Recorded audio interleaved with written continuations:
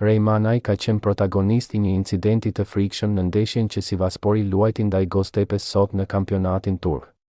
Futbollisti i kombëtares shqiptare u përplas me një kundërshtar dhe mori goditje në kokë duke përfunduar pa ndjenja në fushë ndërsa u desh ndërhyrja e ambulancës për ta dërguar atë në drejtim të spitalit për t'u nënshtruar vizitave më të hollësishme.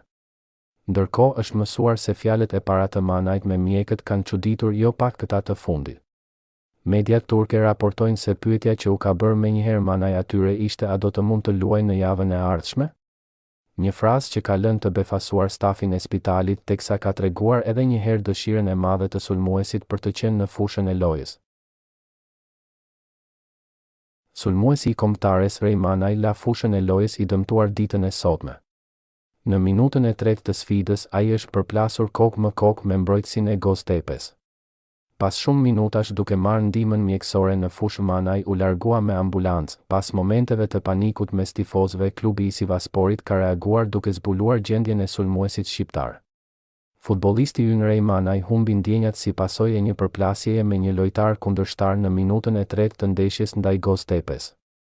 Pas ndërhyrjes së parë të ekipit ton mjekësor në fushë, ai është dërguar me ambulancë dhe tashmë është i vetëdijshëm. Pas përfundimit të analizave të nevojshme, informacioni i detajuar për gjendjen shëndetësore të Rej Manajt do të ndahet me publikun. Futbollistit ton i përcjellim urimet për shërim të shpejtë, thuhet në njoftimin e klubit turk.